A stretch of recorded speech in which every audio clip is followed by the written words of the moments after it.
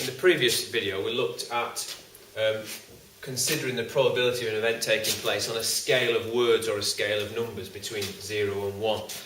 In this video we're going to look at how we calculate the actual probability, and again the value that we find will always be a value between 0 and 1, but we're going to look at how we do calculate it. So the formula for calculating a probability, so the probability of an event taking place is defined as the number of ways that event can take place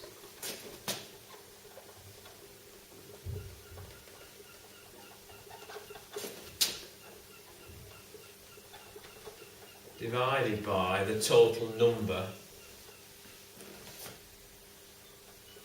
of events. That's quite a long-winded formula, and it makes much more sense once you start doing some questions. So for example, if I wanted to roll a dice, okay, so I'm going to, my first example, we're going to roll a dice, fairly typical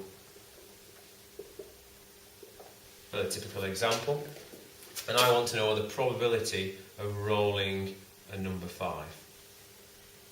Okay, so when I roll a dice, how many ways can I roll a number 5? Well, there's only one way I can roll a number 5. So the chances of me rolling a 5 is 1. And the total number of possibilities, so I could roll a 1, a 2, a 3, a 4, or a 5, or a 6. So it's 6. So the probability of rolling a 5 is 1 in 6. So that's my fraction, and it's between 0 and 1. And I could turn that into a decimal, I could turn that into a percentage if I wanted to. And that's the basic way of calculating the probability of an event.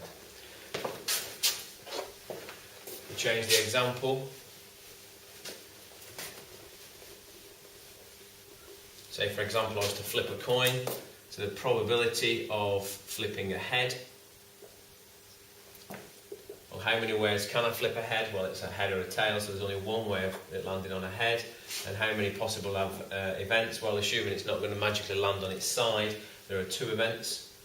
So there's a probability of 1 over 2. It's a fraction between 0 and 1, which is great. It's a half or a 50%, so I could change it into those if I wanted to.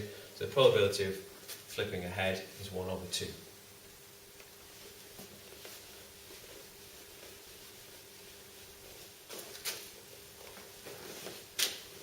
Another example, if I had a bag of sweets, and inside the bag of sweets I had 3 red sweets, 2 green sweets, and 4 yellow sweets.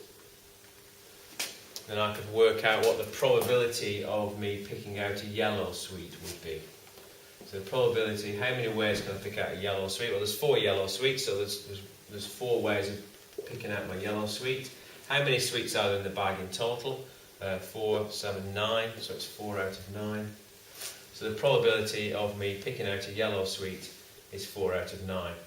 Now I can't cancel this down any further, but if I could, I would cancel my fraction down to its lowest terms.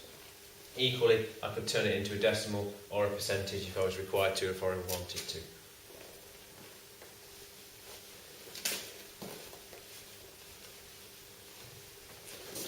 If I got a pencil case, and in my pencil case I had 2 pencils,